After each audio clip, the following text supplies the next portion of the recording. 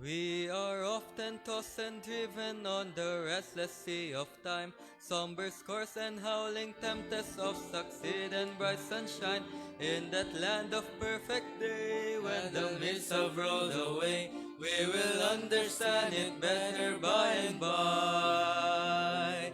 By and by, when the morning comes, when the saints of God are gathered home, we will tell the story, how we've overcome, for we'll understand it better by and by. We are often destitute of the things that life demands, one of food and one of shelter, thirsty hills and barren lands. We are trusting in the Lord, and according to His word, we will understand it better by and by. By and by, when the morning comes, when the saints of God are gathered home, we will tell the story, how we've overcome, for we'll understand it better by and by. Trials darken every hand, and we cannot understand all the ways that God would lead us to the blessed promised land. But He guides us with His eye, and we'll follow till we die, for we'll understand it better by and by. By and by, when the morning comes, when the saints of God are gathered home, we'll tell the story, how we've overcome, for we'll understand it better by and by. Temptations, hidden snares often take us unaware, and our hearts are made to bleed for a trustless word or deed, and we wonder why the test, and we try to do our best, but we'll understand it better by and by. By and by, when the morning comes, when the saints of God are gathered home, we'll tell the story, how we've overcome, for we'll understand it better by and by. So na po natin awitin, will work till Jesus comes. So number 180.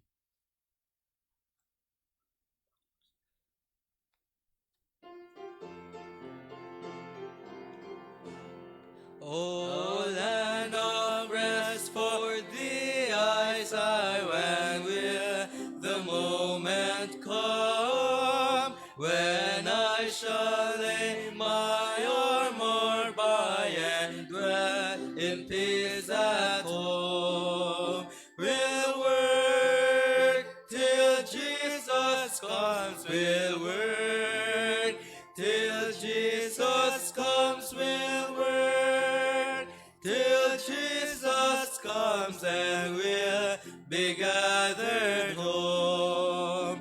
To Jesus Christ I fled, for as He bade me cease to roam, and live for succor on His breast till He conduct me home. We'll work till Jesus comes, we'll work till Jesus comes, we'll work till Jesus comes, and we'll be gathered home. I saw that once my Savior's side, no more my steps shall roam. With Him I'll brave that chilling tide and reach my heavenly home. We'll work till Jesus comes, we'll work till Jesus comes, we'll work till Jesus comes, and we'll be gathered home. Nalangin po tayo. Aming Ama na nasa langit, nagbibigay po kayo ng pasalamat sa gabi na ito na makapagkahal po kayo ng salita niyo po. At ang pinapanay po namin, nagabayan niyo po kami at turuan niyo po kami sa pamagitan po ng pagturo ni Pastor, na marami po kayong matutunan at kasabuhay po ito namin. Sa pangalan ni Jesus, Amen. Tayo na po yung umupo at tawagan na po natin yung special number para po sa gabi na ito.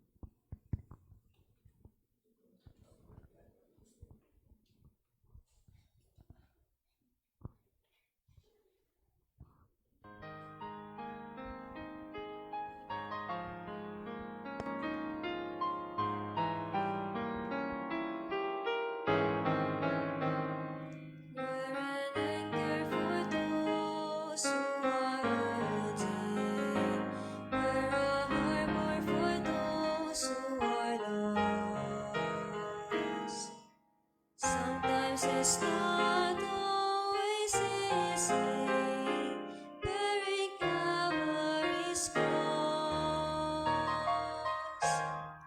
We've been ridiculed by those who don't know me, and mocked by those who don't believe. Still I love standing up for my Jesus, 'cause of all that is done for me. That's why I am not ashamed of the gospel of Jesus Christ. No, I am not afraid to be counted, but I'm willing to give my life. See, I'm ready to be all He wants me to be. Give up the wrong for the Lord. No, I am not ashamed of the gospel. No, I am not ashamed of the gospel of Jesus Christ.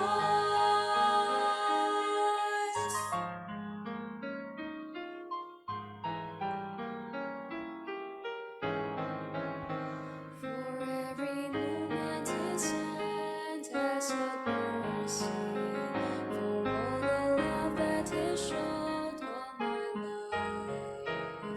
A simple thanks does not say how I'm feeling. I get tears in my eyes. So as for me, I'm gonna keep on believing in the one who's been faithful to me.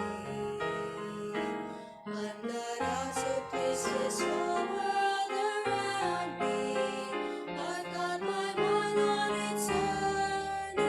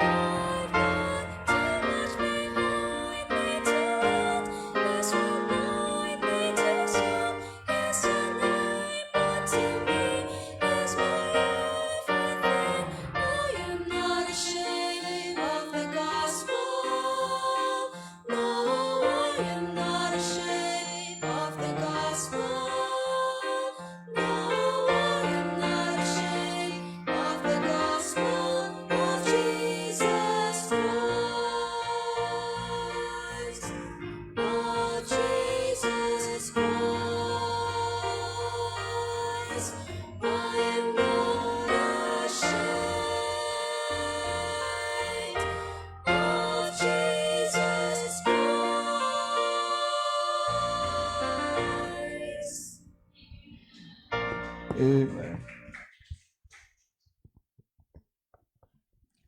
Tayo na po tumayo lahat at welcome na po natin ang ating mahal na pastor.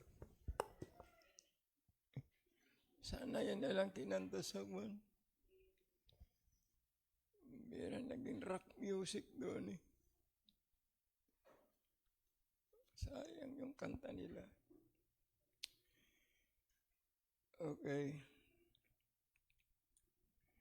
Pag-usapan natin ayan yung mga priorities sa buhay. Matthew chapter 6. Matthew 6, umpisa sa 25 hanggang 34. Basahin natin. Salitan hanggang 34. Matthew 6, verse 24 naman. Ay, 25 pala. Verse 25.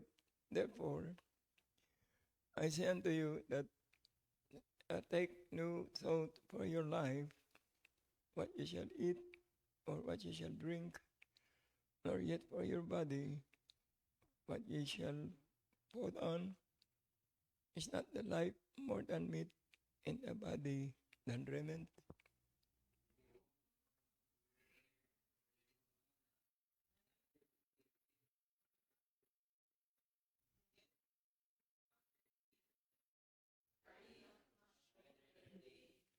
Which of you, by taking thought, can add 1 cubit unto his stature?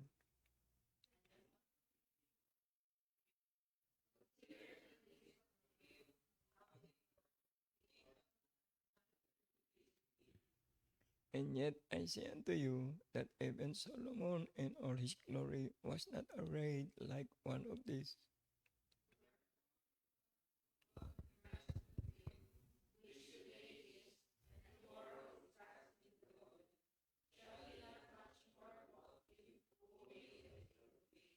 Therefore, take no thought, saying, what shall we eat, or what shall we drink, or withal shall we be clothed?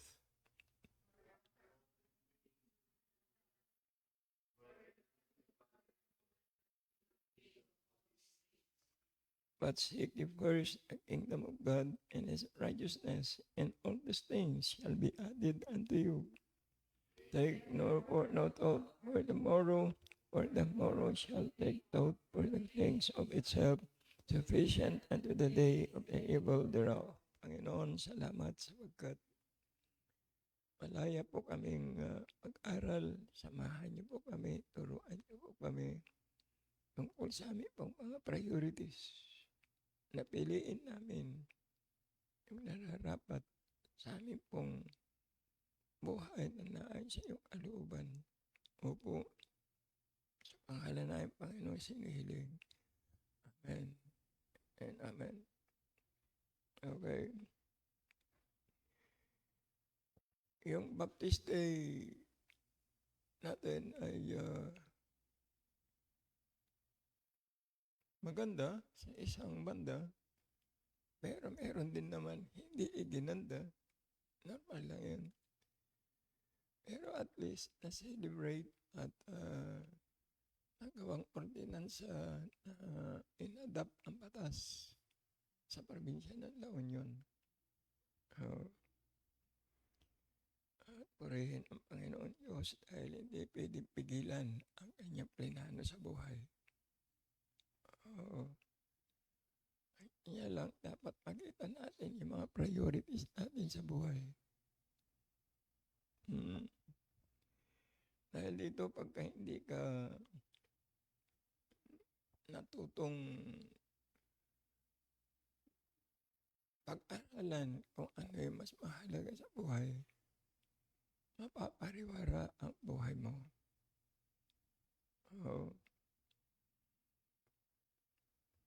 Yung mga bagay na yung mga ginagawa ba natin sa buhay, nung unang tumibok yung puso mo, ganun, hindi mo alam kung anong gagawin mo. Tapos sa huli, iiyak ka. Oh, bakit hindi mo pa alam nun eh? Anong kahinatnan? Physical lang yun sinasabi natin. Pero ang gusto kong makita natin, buhay spiritual. Oh, na dapat maunawaan natin ito kasi sayang yung buhay natin sa lupa na dapat maging kapakipakinabang sa harap ng Panginoon Diyos at maging sa atin. At nagiging problema lang natin ay hindi natin alam i-prioritize yung dapat. Masyado tayong nai-impluwensyahan ng mundo, nai-impluwensyahan ng barkada, nai-impluwensyahan ng mga nakikita natin, mga kaibigan natin. Pero mas maganda ang pagka-impluwensya sa atin yung salita ng Panginoon Diyos. Hindi kayo magsisisi. Maraming yumayaman yan. Umaabot talaga sa rurok na tagumpay nila. Pero nung sila na ay tumanda na, nagkasakit na, sabihin nila sayang. Magsisiman sila, huli na. Ma-realize nila yung mga pinagpagal nila, pinarabaho nila, ay iiwanan din pala nilang lahat. Meron nga nakalagay sa Facebook Sabi ganun, huwag kang mag-iiwan ng mga magagandang bagay sa iyong pamilya. Mag-iwan ka ng utang. Sabi niya, kasi hindi nila pag-aagawan yan. Pero pag iwan ka ng magandang bagay, pag-aawayan nila yan. Mag-iwan ka ng utang, o iwanan nila yan. Sabi ko, logic naman utak nun. Kung ano,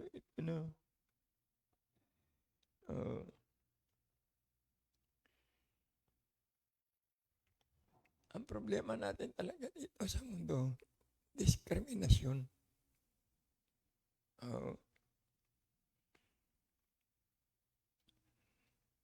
Pagka yung priority mo ay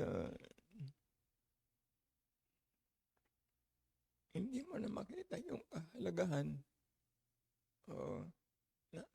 anong tawag nun, nabubulag ka ng yung lust of the flesh, lust of the eyes. Nasisira ang buhay ng tao.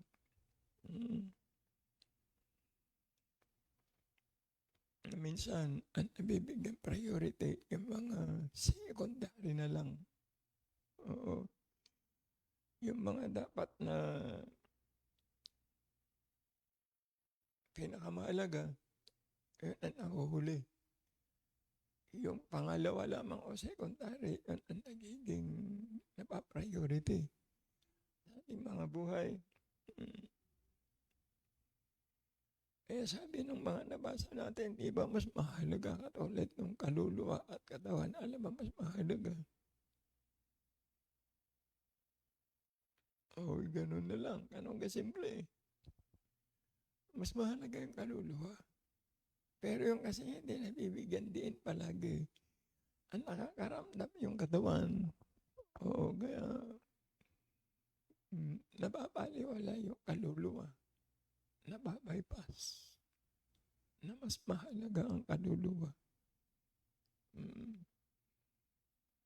Katulad ng lagi kong sinasabi noon pa, hindi tayo binigyan ang mga anak na magiging hadlang sa ministry. Tandaan ninyo yan. Kaya sabi ko kay Crisanto kahapon, hindi makakapunta kasi mga bata, kakasama mo. Yan dun sila. Tandaan nyo yan, lagi. Huwag nyo gawin dahilan ang mga bata na hindi kayo makapunta sa ating mga ministry. At huwag nyo rin gawin dahilan yung pag-aaral nyo na hindi kayo makakapunta sa ministry. Tandaan ninyo yan. Gagawa ang Panginoon ang paraan pag inuna mo siya. Pero pag pangalawa na lang siya, ang problema ka.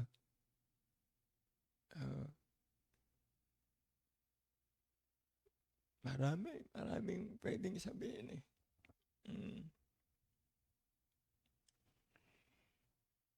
Oo. Paano natin malalaman ito? Tingnan ng iba. Oo, siyempre. Oo. Sabi ng Matthew 22. Oo. Matthew 22, 36, 38. Oo. Ito yung mga priority. Una ito, makikita natin yung mga talatang ito sa Matthew, ano ba yung sabi ko? 22, 36, 38. Master, which is the great commandment in the law? Ayun yun eh. Ano ba yung pinakadakila sa kautusan? Ano sabi ng 37? Jesus said unto him, Thou shalt love the Lord thy God with all thy heart and with all thy soul and with all thy mind. Oo. Meron pa bang dadakila doon? Meron pa bang hihigit doon? Pagmamahal sa Diyos? Wala na. Kaya pag inuna ang Panginoon, maski tanggalin ka sa trabaho, maski, ang tawag nun, pagalitan ka. Nangyari sa akin yan eh. Tinanggal ako. Sabi ko, okay lang. Hindi ako nagalit. Bakit ako magagalit? Procedure nyo yan eh. Okay lang. Kinabukasan, mas maganda yung trabaho ko. Sabi ko doon, pumunta ako na sa kilala ko, pinanggal ako eh. Buti dito ka na lang.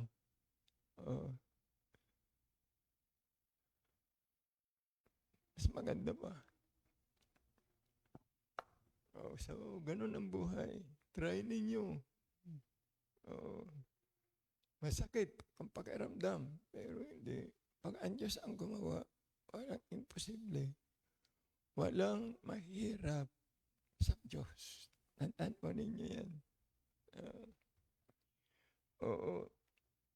Yan ang dakilang utusan. Yan ang mga gabay natin. Ano ba? Basa na ba yung 38? This is the first and great commandment. Kaya yung mga panghawakan ninyo, hindi ka mababayaan ng Panginoon Diyos yan.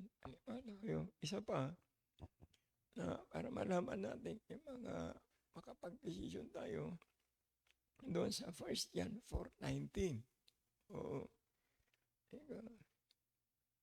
Gusto ko makita yung iba pa dito.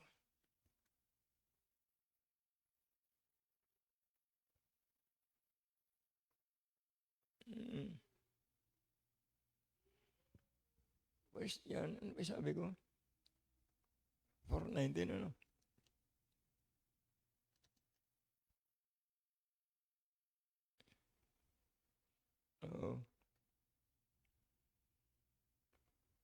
Sabi ng verse 19, we love Him because He first loved us. Dapat lang. Pero man nag-wish ng buhay para sa atin.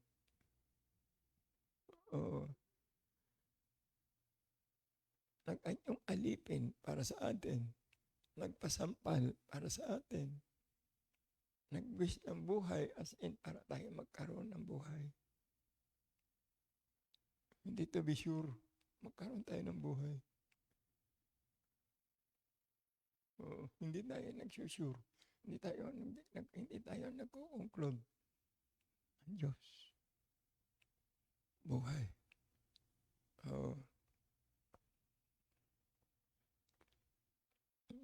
Yan, ano ba yung nakala sa verse 20? If a man say, I love God, tignan nyo ito, masakit ito, pero ito yung totoo. Oh. If a man say, I love God, and hated his brother, ano? He is a liar. Ito ang katotohanan ng Biblia, masakit para sa ating ego. Pero pag ito'y natanggap mo ng salita ng Diyos, giginhawa, maganda ang flow ng buhay. Maniwala kayo. Mahirap tanggapin ito. Oo.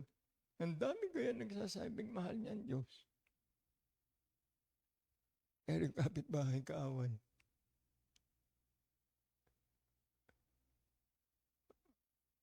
Sabi yan. Kapatid ng kaaway.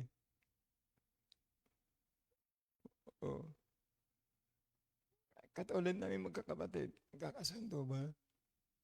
Hindi, meron hindi pinagkakasunduan.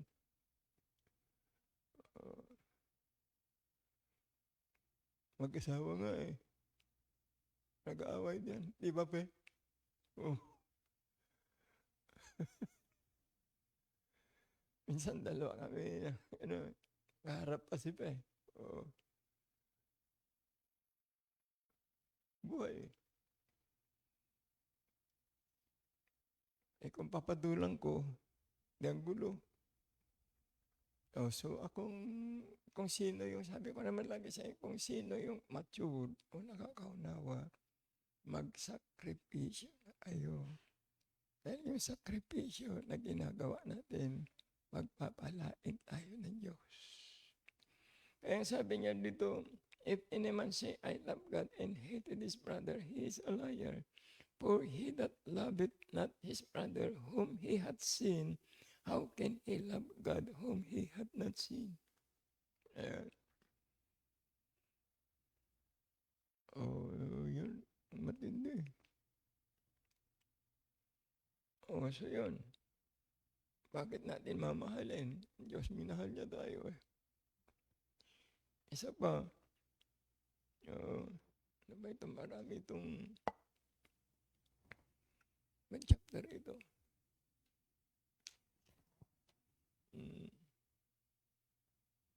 Katulad ng giving na lang, halimbawa.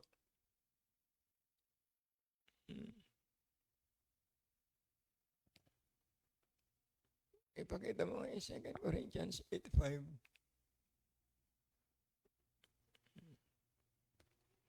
2 Corinthians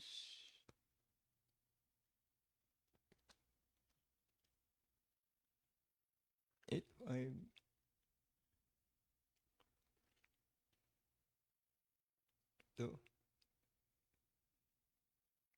And this they did, sabi niya, not as we hope, but first give their own selves to the Lord and unto us by the will of God. Ayan. Alam niyo kung bakit ang mga professing Christians hindi nakapagbibigay.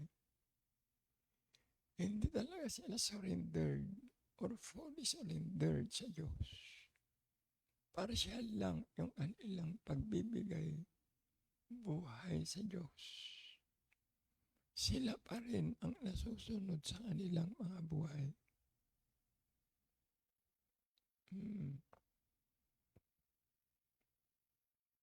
Kaya tingnan mo yung buhay nila. Maraming pera, kulang.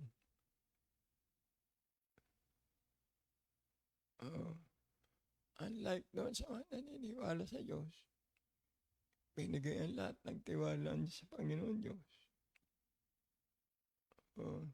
Pero tandaan nyo lagi, ang pera ng Diyos hindi winawaldas. Kaya pagka misis ko humihingi sa akin ng pera, pamalingki lang inibigay ko. Kailangan yun eh. Pagka hindi na kami kumain, di wala na.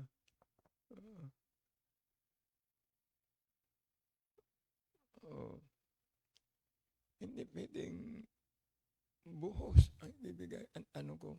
Ilan? No. Anong bibilin mo?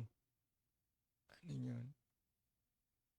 Hindi pwedeng wala sa pera. Dahil hindi tayo pagkakatiwalaan ng Diyos. Maalala ko pala, Ruby, kalimutan ko naman ito kung hindi ko tatanungin. Yung ating comparative nun, okay? Oh. Hindi pwede pabayaan ng Panginoon yun eh. Sabi ko, Panginoon, kung yung mga dati man ay hindi nagbibigay, pagpalain mo yung nagbibigay. Gets niyo? Panginoon, kung itong mga iba ay ayaw maniwala, ipagpalain mo yung nagbibigay. Yan ang aking panalangin. Kaya yung giving natin, kaya nasabi na ni Ruby, mula noon hanggang ngayon, hindi pumapaba ang offering. Hindi pwede. Bakit? Ang Diyos ang nagbibigay sa atin. Ginagamit niya yung kanyang mga anak na marunong magbigay ng buhay sa kanya.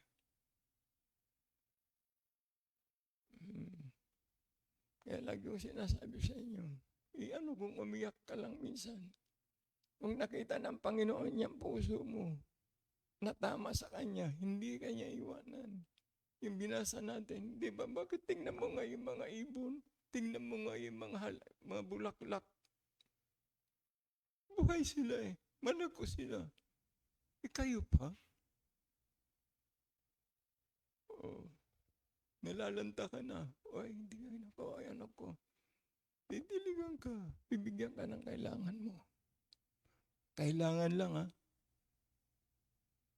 Hindi yung pambisyo.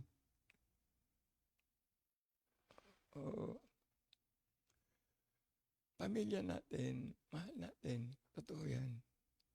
Pero mahalin nyo ang inyong pamilya sa kalooban ng Diyos. Huwag niyo silang mahalin sa gusto nila. Mahalin mo sila sa gusto ng Diyos. Gets nyo? Pag minahal niya sila, ayon sa gusto nila, kawawa tayo. Pero pag minahal mo sila sa gusto ng Diyos, makikinabang tayong lahat.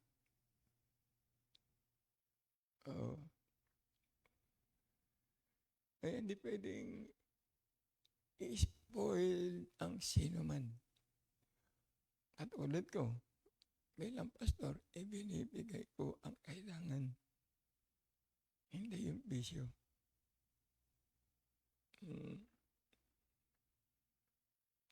Dahil alam ko, pag binigay ko yung kailangan, ang Diyos magbibigay. Nagpipray ako ng mga bagay-bagay para sa Eklesia, para sa bawat pamilya dito, para sa pamilya ko, siyempre. Kasi kami tinitingnan ng tao eh. Pag ang pamilya ko sira, pwede ba yun? Na maging pagpapala sa Eklesia? Hindi na. Mahirap na tayong gumapang. Kaya ang hirap. Kaya ang ginagawa ko, umiiyak na lang ako. Panginoon, hindi ko kaya eh. Yan ang time. Basahin mo itong priority sa buhay. Pag akong priority mo, hindi ka maliligaw. Mukha ka lang kawawa, pero hindi ka kawawa. Hawak tayo ng Diyos.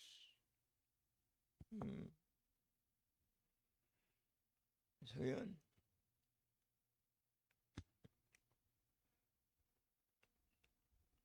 Kaya meron soul winning. Tingnan niyo soul winning na tinuturo ko sa inyo. Saan nag-uumpisa ang soul winning? Doon sa John chapter 1:41. Tingnan niyo ito. Book of John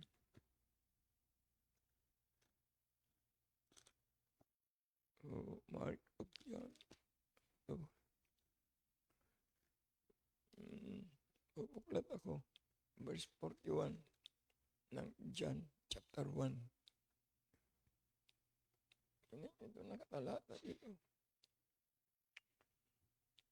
Ang pamilya, yung sinasabi ko, pagka ang first mission field mo, pag ligtas ka, pamilya mo. Ang sabi diyan, he first findeth his own brother Simon and said unto him, we have found a Messiah, which is being interpreted the Christ. Pero mo, nung itong kapatid na ito nakakilala, nakita niya ang Panginoon, sino unang hinanap? Kapatid niya. Eh, sinasabi kong, pag totoong save ka, abo, sino may isip mo? Pamilya mo. Kasi totoo ang impyerno.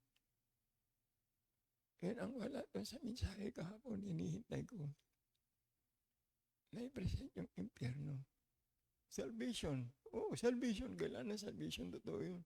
Saan tayo dapat naligtas? Sa impyerno. Totoo yun. Na kung ma-realize mo ang realidad ng impyerno at realidad ng sakripisyo ng Diyos, siya ang cheerful giver sa ating buhay. Ibinigay ang anak para ikaw at ako ay magkaroon ng buhay. Hindi lang buhay, magandang kabuhayan. Mabuhay sa iglesia ng matiwasay na hindi ka iwanan, hindi ka papabayaan. Napakabait ng Diyos. Pero hindi na-realize yan ng karamihan ng mga tao na dapat i-priority nila ang kalooban ng Diyos sa kanilang mga buhay.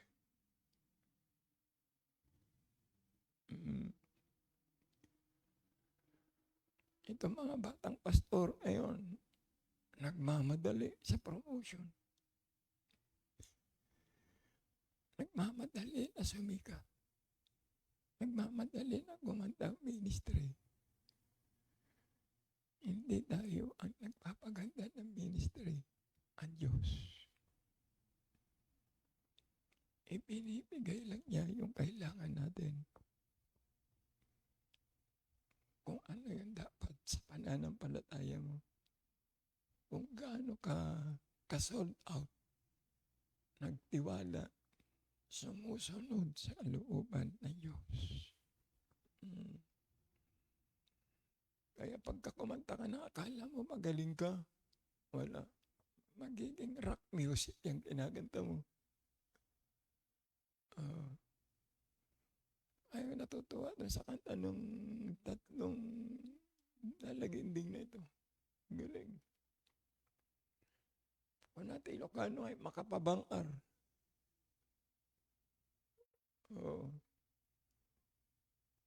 Hindi, andalangan ko nga, rock music, nagpipintas ni boses na nagiging ubing.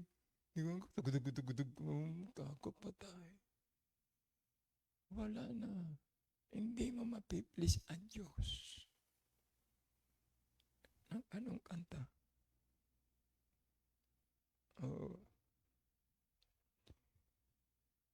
Okay, so marami tayong dapat makita dito. Pero tingnan natin yung iba. Soul winning, napakahalaga po yan. Nung una kong dating dito, ang pinuntahan ko yan, makamag-anak ko lahat. Tapos yan, yung mga mahalaga sa akin. Kaya yung mga kamag-anak ko, wala silang makukuhang pag-arap namin sa langit. Kung magkita-kita man kami doon. Sa judgment, hindi nila ako masisisi.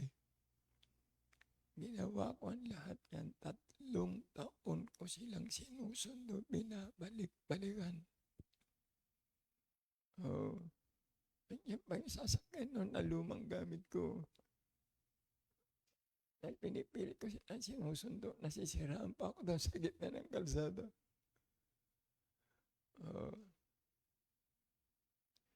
natutulog doon yung sasakyan. Iniwanan ko magdamag. Hindi naman naalaga. Doon sa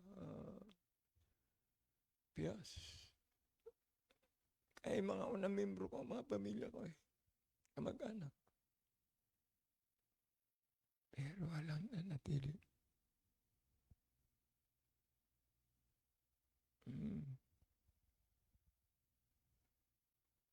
At least andyan tayo. Andyan kayo. Purihin ang Diyos.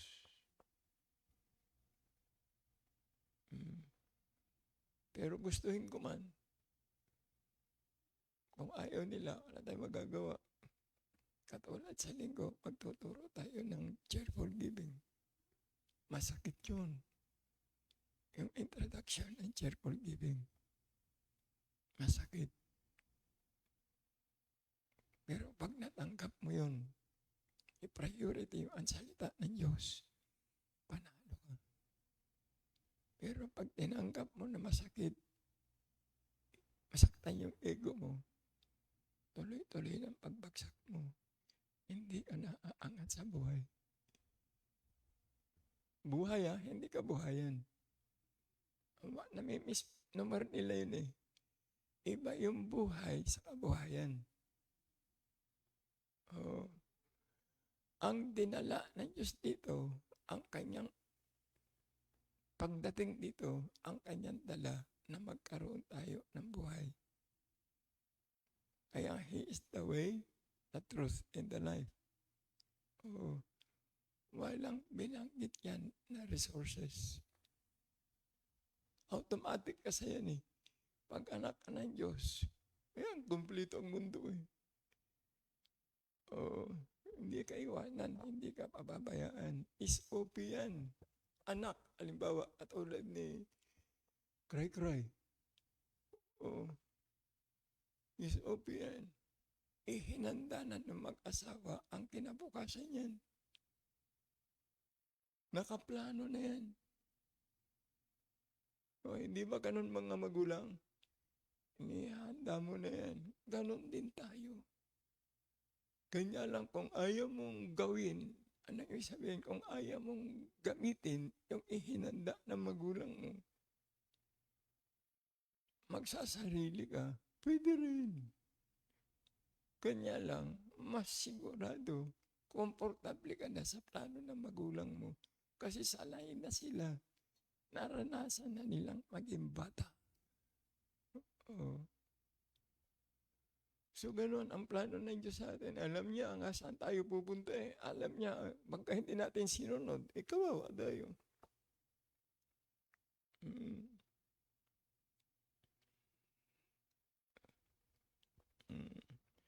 Sabi ng Matthew 5,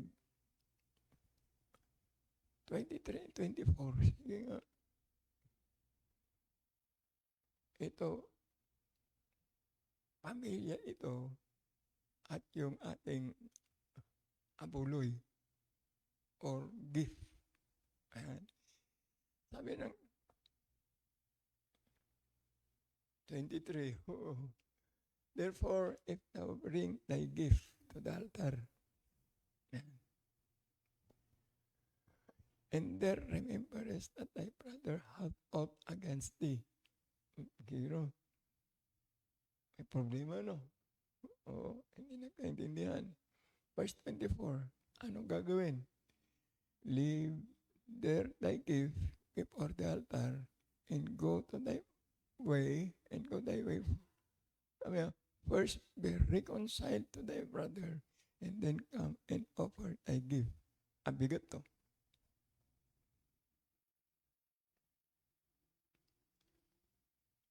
Hindi kailangan ng Panginoon yung offering natin.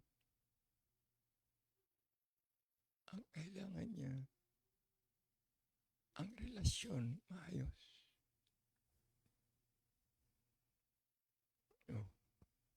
Talata ng Biblia yan. Anong ibig sabihin nun? Attitude.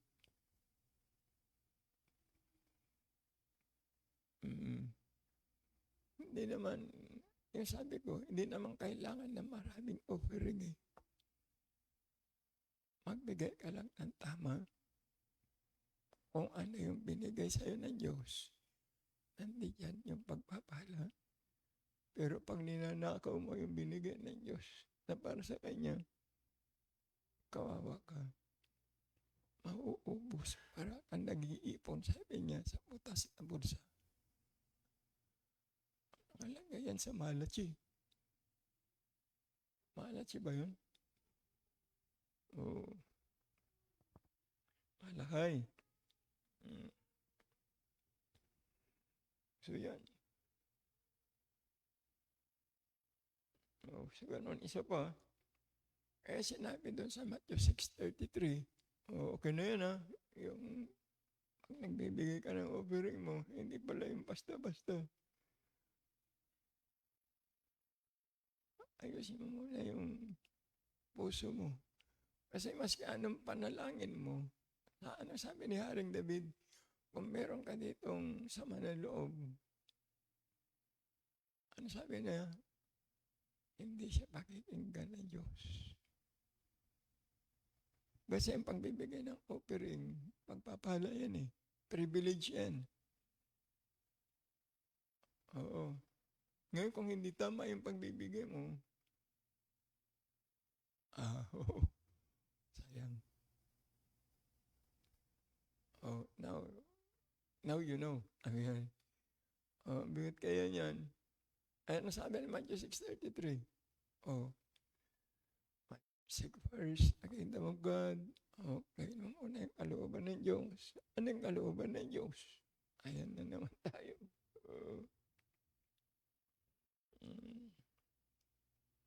Na pag ginawa mo yan, sabi niya dyan, pag ginawa mo ang kalooban ng Diyos, sabi niya, seek first the kingdom of God and His righteousness. Ayun. Yung kanyang pagkakatwiran,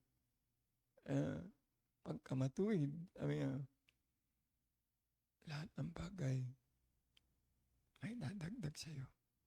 Kaya hanggat hindi mo ginagawa ang katwiran ng Diyos, ang utos ng Diyos, walang may idadagdag sa iyo.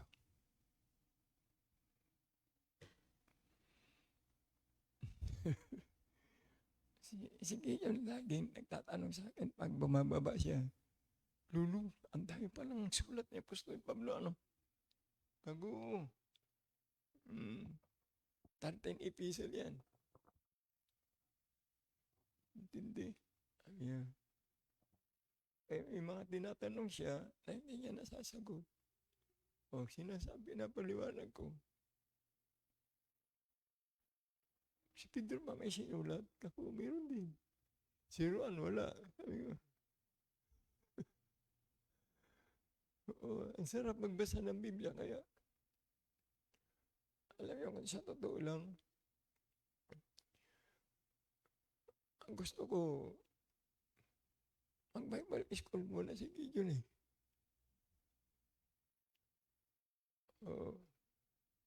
Sa ganda yung magiging doktor, madali lang yun. Pag inuuna niya ang Panginoon Diyos, yung bang susubukan ka ng Diyos, ilalampaso ka minsan. Pag sold out ka sa Diyos ha, okay lang yun. Iiyak ka lang. Kasama mo naman ako eh, Panginoon, kasama naman kita eh. Ayan ang buhay ni Pastor Jesse. Pilit ng demonyong sinisira. Pilit ng demonyong baliwalain. Pero kagabi, sa Baptist Day, itinaas siya ng Diyos. Wala siyang schedule doon. Pero biglang lumitaw. Hindi kasama sa program. Isiningit siya ng Diyos. Na maging yung mga speaker na nagpaliwanag. O itong mga Lupiano family, sabi niya, ay talagang nag-cross sila. spiritual. Totoo yun eh. Hindi nila pwedeng i-deny yun. Yun lang ang binanggit sa history ng BBC. Sa pinaliwanag ni Pastor Jesse yung paano nag-umpisa, kami ang nakakaalam. Kasi kasama kaming gumapang sa hirap sa BBC. Binatilyo pa lang kami. Bata pa lang kami. Pag nagsusundo yung Amerikano sa bahay noon, hindi dumataan sa harap, doon sa likod ng bahay. Ganon kami pinagtyagaan. Napakabait ng Diyos. Kaya hanggang ngayon, ang membro doon sa BBC, Lumbiano clan ang marami. Hanggang ngayon. At faithful. Okay. At buong ng mga Lumbiano, karamihan. Nang binanggit niya yung bunga ng Lumbiano, habin na lang. Ang dami niyan.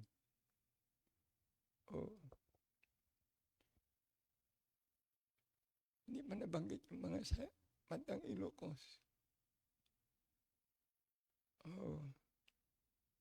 So yun.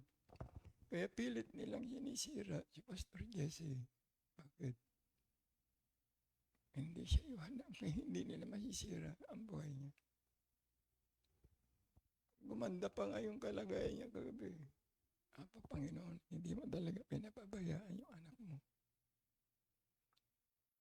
Ginamit pa nila yung word na tama, evangelist.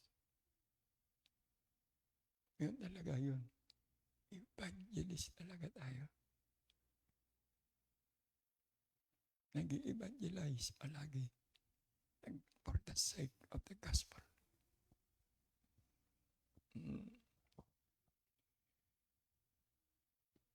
Kaya masaya lang lagi siya. Tapos pag-uwi niya kagad sa Baguio, speaker din siya nung hapon. Pinagamit siya ng Diyos. Maski sana, ang dami siyang schedule eh. Sabi niya, umaga na dyan ako sa Baknutan. Sabi niya, ay Palawan. Dan ako sa inyo ng hapon. Kako, sige. Hindi ko alam anong plano ng Diyos. Kako, sige. Papadala ka, di sige. Kaya sabi ko rin sa Santa Cruz, punta kayo. Kaya dito sila sa linggo. Matira ang matibay. So yun ating buhay. Fight lang, walang iwanan to. Basta gawin nyo lang yung tama. Yung lagi tatandaan ninyo. Gawin nyo yung tama. Hindi tayo pababayaan ng Diyos. Pero pag lumihis ka, ay iiyak ka. Niwala kayo sa akin. Iiyak ka. Kaya pagka ginagawa mo yung but seek first the kingdom of God, mag-grow ka. Hindi pwede hindi ka mag-grow. Kaya meron tayong 2 Peter 3:18 ba yun? Pakita mo nga uli yun. Tama ba yun? 2 Peter 3:18.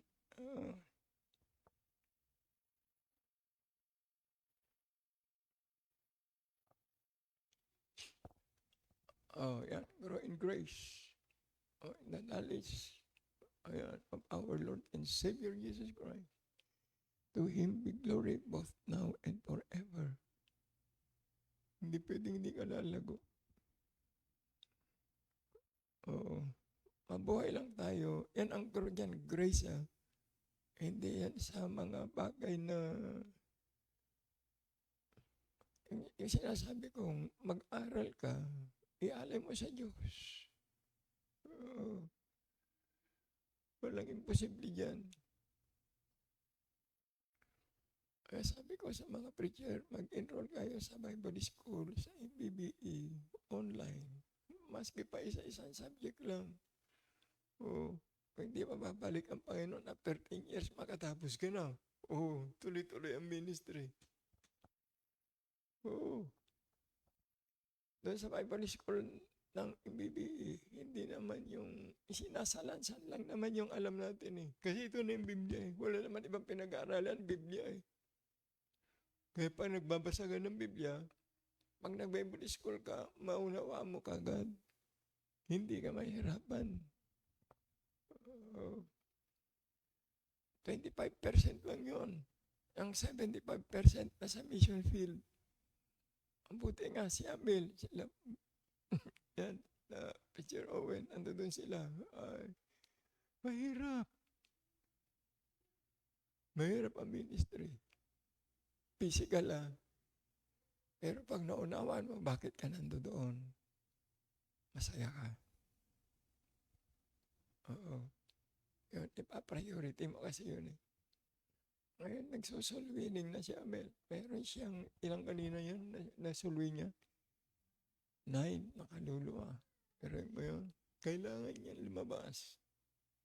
Para pag nakita ng Panginoon, yung puso niya, na pwede siyang maging instrumento, nag-grow siya sa biyaya ng Diyos sa ministry, ibibigay ang kanyang kailangan. Andaan ninyo yun. Nagpipre ng isang sasakyan. Hindi mo na. Kakastos siya ng kung magkano yung presyo sa sasakyan. Para sa akin, building muna. Kung kakastos halimbawa ng 400 sa sasakyan, itayo mo yan ng bungalow. Puro yero. 400,000. Meron ka ng building. Yero nga lang. Mayroong kahoy na pang double walling. Katulad ng building ni Pastor Angel, Poriero. Yung sahig lang ang hindi. Pero kaya, basta pong kalo lang, pag na mataas, hindi lili pa rin yun. Dapat malilit, yung agwat niya, maraming poste. Meron nga 400, meron nga ng building eh. Pag ako nagtayo.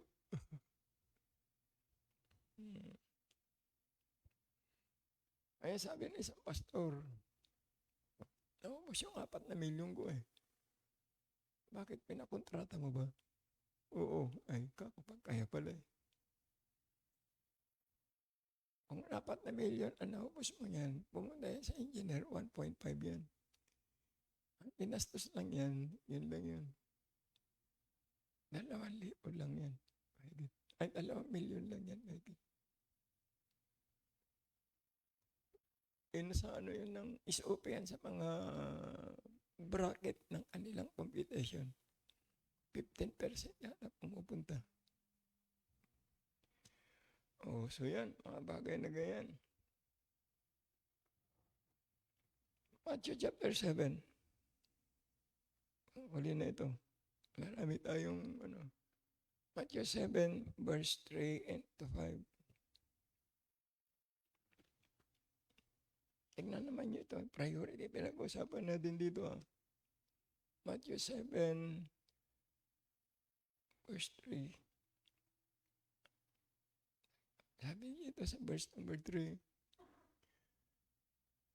And why? Sabi niyan, behold this thou, the mote that is in thy brother's eye, but considerest not the beam that is in thine own eye. Ayan. Yung bang nagmamalinis ka na, tumutulong ka na, yung sarili mo, tignan mo muna yung sarili mo. Ayan. Verse 4, or how wilt thou say to thy brother, let me pull out the mote out of thine eye, and behold, a beam is in thine own eye. Ayan. Verse 5, thou hypocrite, first cast out the beam out of thine own eye, and then shalt thou see, sabi niya clearly, to cast out the mote, sabi niya, of thy brother's eye. Ayun. So, anong makikita natin dito? Yung salitang joy ba? Yung J-O-Y. Ano yung una? Jesus first. Others. And yourself. Gusto mo totoong joy sa buhay? Unahin ang Diyos. Dahil ang Diyos, pag nakita yung buhay natin, aayusin niya yun. Pag inayos mo yung buhay mo, inuna mo sila, pag nakita ng Diyos ito, maaanggihan ng pamilya mo sa pagpapahala ng Diyos. Pero pag inuna mo na, yung bang ibig sabihin, inuna mo sila kaysa sa Diyos. Yung sinasabi ko nila, inuna mo sila kaysa sa Diyos. Mahirapan kang gumapang umangat ang buhay. Yan, yung mga talataya yan ang ibig sabihin nun. Unahin mo ang Diyos, higit sa lahat. Yun ang totoong aligayahan ng buhay. Maraming talata yan kung titignan natin. Meron sa Jeremiah, meron sa Galatians. Yun na yung Galatians 6:1. Meron dun eh. Galatians 6:1, Nelson. Ang sabi ng Galatians 6:1, brethren, if a man be overtaken in a fault, ye which are spiritual, restore such an one in the spirit of weakness. Sabi niya dyan, considering thyself, sabi niya, lest thou also be tempted. So yung ginagawa niyan, sa Panginoon lagi yan. Kasi pag hindi mo inuuna lagi ang Panginoon dyan, considering thyself, kasi ikaw babagsak ka din eh. Babagsak tayo pag hindi natin inuuna ang Diyos.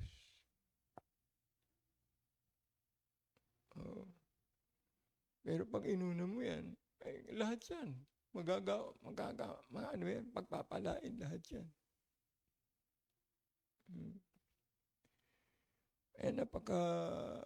Yung mga bata, yung mga apo ko na yun eh, mga kumanta kahapon sa National Baptist Day. Tinabihan talaga ako ng mga bata yun. Uy, Lolo, ang gwapo mo pa rin.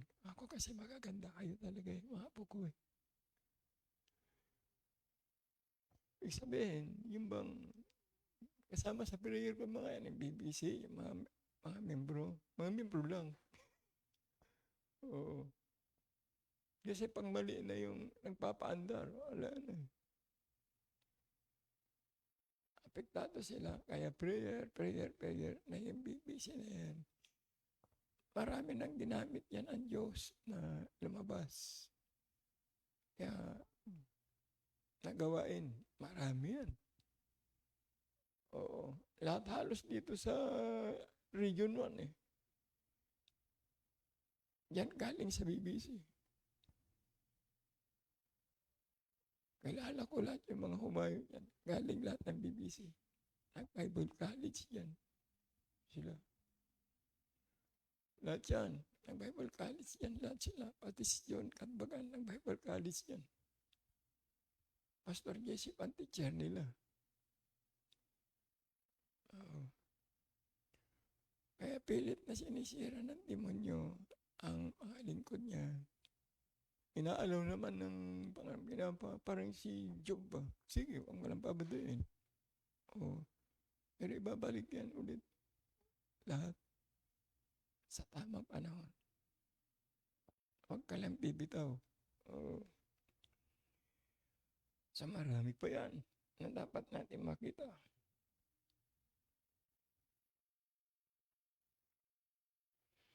Matthew chapter 8 na tayo. 21 and 22 pang huli. Matthew chapter 8.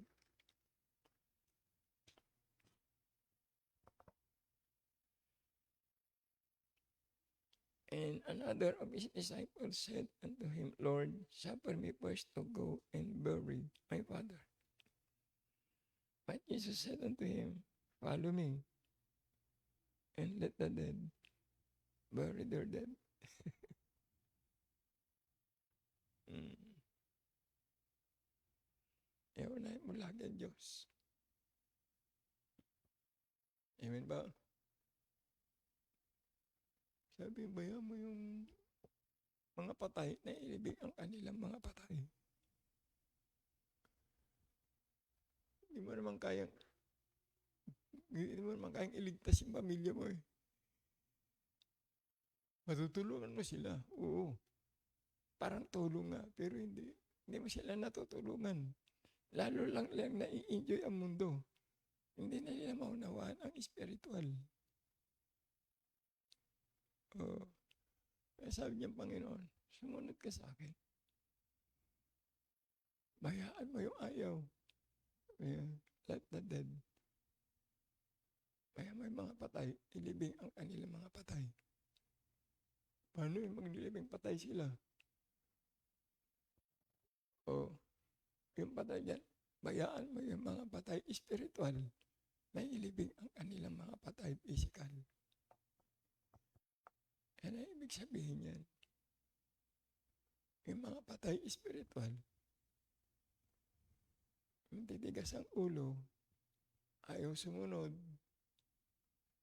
yung pamasakit, yung alaman mo yung totoo, tapos umalis ka, kung ano-ano dinadahilan mo, pati anak mo, idadahilan mo, pati yung trabaho mo, idadahilan mo. Wow. Hindi ako naniniwala dun. Katulad, halimbawa, yung pamilya ko, may yung ba nakaka-open o nakaka-discourage, sila ba dahilan para ako mag-quit? Halimbawa, hindi. Papatuloy ako. Pababayaan ko yung pamilya ko. Susunod ako sa Diyos.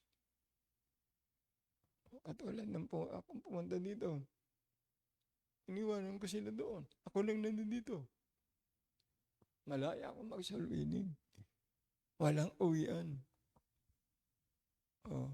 Pagkaroon ng ilang panahon, sumunod din sila. Ito tayo ngayon. Ngayon kung ayaw nilang sumabay sa kalooban ng Diyos, wala tayong magagawa.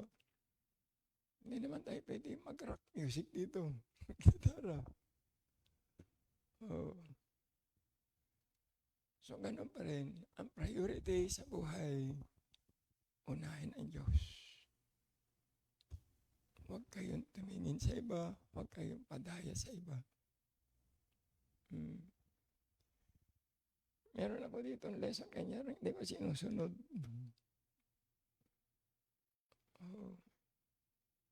Kung ano yung nasa talata, yun na muna. Ang Biblia. Sundin lagi siya ating buhay. Hindi tayo kailanman magkakamali. Unahin yung ang Diyos palagi sa lahat ng aspeto ng ating buhay. Huwag niyong gawing sekundary lang ang Diyos. Napanghuli lagi siya. Unahin niyo siya. Panalo kayo. Panalo tayo. Halimbawa, yung mga anak ko, hindi ko pinapansin minsan. Hindi ko sila pwedeng unahin. Unahin ko ang Diyos. Dahil alam ko, pag inuna ko ang Diyos, maayos din laman yan. Maski magalit yung anak ko sa akin, okay lang yan. Normal yan. Trabaho ng demonyo yan eh. Pero hindi ako nagagalit. Maski anong sabihin nila sa akin. Dahil naunawaan kong i-priority ang buhay ko. Ang Diyos muna, higit sa lahat. At pagdating ng tamang oras, ibibigay ng Diyos ang kailangan natin sa tamang panahon na kailangan natin. Amen ba? Tingnan niyo yung eskwelahan natin. Meron na tayong permit. Pwede na tayo maglagay ng signage dyan. Pwede na tayo maglagay sa area natin, karatula. Pangalan ng school, maglagay ng tarpaulin. At yun din tarpaulin natin, ilagay na natin. Gumawa na kayo ng Owen, pagtulungan ninyo. Ilagay na natin yung tema natin, yung Daniel 12:3. Kung paanong gawin yung design doon. Pagtulungan nyo, may gumawa ka para makita natin ano maganda. May idea tayo. Magandahin natin. Pag-usapan na natin yan sa linggo para bago tayo tawag ng anniversary, meron na lahat yan. At kung wala pa rin si Gilbert, hahanap na ako ng iba niyan. Kailangan malagyan na yun, daan na yan. Kasi magkakaroon na tayo ng eskwelahan na enrollees. Kailangan magawa na yan by after na anniversary. Dapat okay na rin yung classroom sa baba. Magiging 2 ng classroom natin dyan. Kasi ayusin natin sa baba at magiging 2 classroom. At yung pintuan na yan, hindi na dadaan yung papunta dito sa auditorium. Yan na, 2nd floor. Wala sa kalsada. Meron ng terrace yan na aakyatan. May terrace. Meron na yan bulletin board na malaki. Plano ko nga gumawa na dyan ng ano tawag na sa mga bata? Hindi. Dito sa taas. Yung para kulungan ng bata. Pero na. Yun, nursery. Kukulungin natin yan. Yung may salamin na yan. Nakakapanood yung magulang. May sarang napapakinggan nila. Pero hindi naririnig yung iyak ni Cray. Mga ganon. Pag dumating anak ni Albay, kulong natin doon. May mga laruan. Dito sila maglaro. Magbatuhan sila doon. Okay lang. Meron tayo nursery yan. Maganda. Kulob sila. Naka-aircon naman sila. Pero sila naririnig tayo doon. Yung mga nagbabantay. Panalangin nyo na sa anniversary ay magawa na natin ito. Gagastos tayo kailangan. Marami tayong pera. Marami pang darating. Pag naging engineer na si Roan, consider it done, pastor. Mga ganun mga term yan. Walang imposible. Ibigay nyo lang. So, ating kakantahin sa linggo, Owen, I surrender all. Yan yung ating invitation song. Pinagpipray ko rin yung kung ano yung invitation song natin, anong ba kayo. So, yun na yun. I surrender all. Ang ganda ng word, ng lyrics doon. Ay pagka naintindihan mo yung lyrics ng Roan, yung buhok mo, mauunat yan. Panalangin natin ang bawat isa sa atin na tayo ay huwag nun. Gamitin ng Panginoon sa anniversary natin, magkaroon tayo ng baptism. Kailan yung goal natin sa baptism? Pag-usapan natin sa linggo. Wala mo nang pahinga sa linggo. Magmi-meeting tayo. Pagkatapos ng kainan.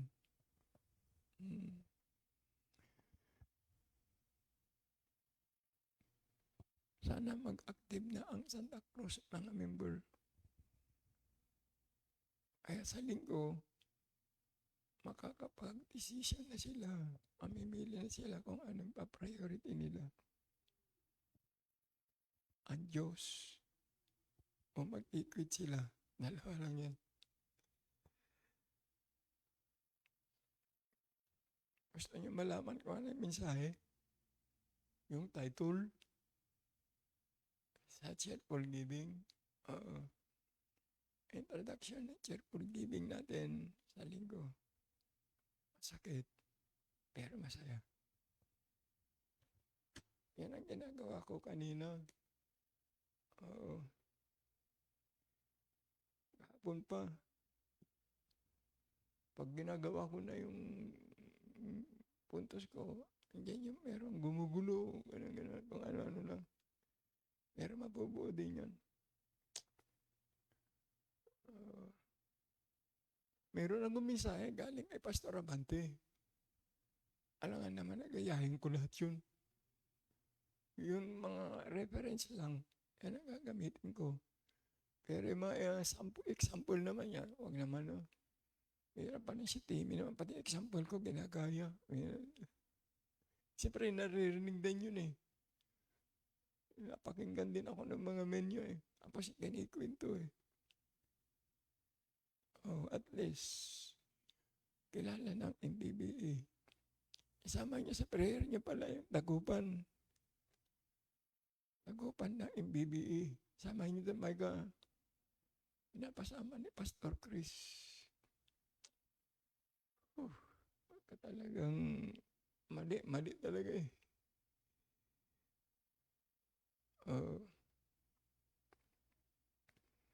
Ang isang member doon ay nasa abroad.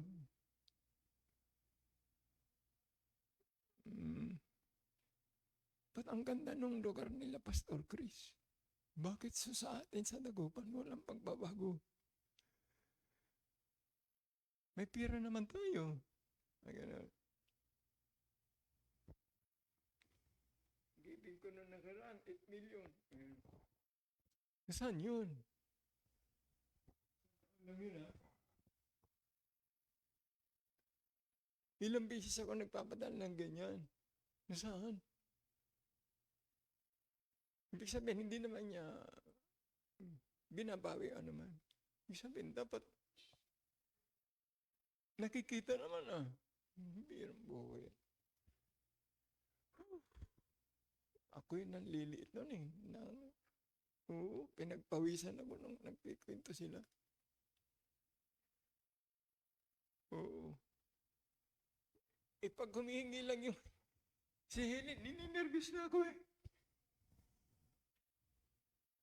Yung pamilyonis na, yung pinag-uusapan, 1,000, 2,000 lang eh. Kinakabahan na ako eh. Milyones ang pinag-uusapan, grabe. Kung ginastos ko, di wala tayong ganito. Sabi ng, hindi ko kaya. Kaya kung sa kaya. May pera kung sa may pera. Pero hindi ko kaya nga eh. Hinihintay akong bigyan ako ni Joy ng bago. Oo. Malay mo. Yung anak kong yan ang magbibigay ng bago. Ha? O electric. O mahal din daw yun eh. Natin. Lahat kayo pinagpipray ko. Maski anong sabihin niyo sa akin, ipik sa akin yan. Sabi mo, Pastor, ano mo naman, ganyan. Maski ano sabihin mo, ang tingin ka dyan, trabaho ng timonyo. Hindi ako tumitingin sa problema. Tumitingin lagi ako sa biyaya ng Diyos. Dahil pag tumingin ka sa problema, sisimangot ka din. Oo. Kaya yung mga tumitingin sa problema, makikita mo sa mukha. Ano yung sura na may problema, Gab? Simangot ka. Pangit, di ba? Kaya huwag kayo problema. Ano sabi ni Freddy Aguilar, Ruan? Tawanan mo ang iyong problema. Ayan. Buti pa si Freddy Aguilar eh. Panghuli. bago tayo mag-pray. Classroom ito. Senaryo sa classroom. Late dumating yung isang estudyante. Lagi ka na lang late. Parang gano'n. O sige, para makabawi ka. Yan ka, tumayo ka muna. Habang nakatayo ka, kumanta ka. Kumanta. Yung kinanta niya yung kanta ni Frida Aguilar. Ano umpisa ng Ruan? Ang ganda pa ng umpisa niya. Ang ganda ng lyrics pala nun. Hindi ko alam makabisado. Tapos dumating na doon. Tawanan mo ang iyong problema. Ano ba yun? hanggang lahat sila nagtawanan. Pero ang saya, yung bang totoo yun eh. Ba't ka may problema ka na nga, sisimangot ka pa, di lalo mong pangit. Pangit na nga dito, pangit pa yung mukha mo, di dumawa ka na lang. Tutulungan ka pa ng Diyos. Di ba pe? Kung ang problema, yung tagyawat, maubos din yan. Sige, tayo. Ano lang buhay natin, huwag kayong mamroblema. Unahin natin ang Diyos. Higit sa lahat. May kapatid uli si Cray pagdating ng asawa niya. Panginoon, salamat po sa mga problema na binibigay ang nagsisilbing stepping stone po namin para kami lumago spiritually at lalo mapalapit sa inyo. Dahil tulad ng tinuturo sa mga talata, seek first the kingdom of God and His righteousness. Salamat po. At inambing mo pa kami sa mga ibon sa parang, mga lilis sa mga sa field. Kayo lahat ang nagbibigay ng kailangan. Kami pa kaya na yung mga anak. Opo, Panginoon, salamat sa iyong pangako. Salamat sa iyong comfort. Tunay nga po na sabi mo, hindi mo kami iwanan at pababayaan. Salamat po. Ngayon, i-claim po namin ito. Nilalapit po na anniversary po namin sa February. Amahan niyo po kami. Makapag-baptize po kami, Panginoon. Ang marami na hindi namin inaasahan. At itong charitable giving month po namin ay maging maunawaan palalo po namin sa mga nakakaalam na at sa mga bago makakarinig na sila'y ma-challenge, na sila'y magpasakop din sa salitang be a cheerful giver. Salamat po. At kami matagpuan tapat na naglilingkod sa inyo. Ngayon po ay kami po yung i-dismiss na mapagpalang kamay. Makauwi na naman sa bawat tahanan at muli pagpatuloy po namin mga ministry po namin bukas. Opo, nahabili namin ng lahat ng ito. Papuri pa salamat sa pangalan ng aming Panginoong Jesus. Amen at amen. Salamat po. Dismiss na po tayo.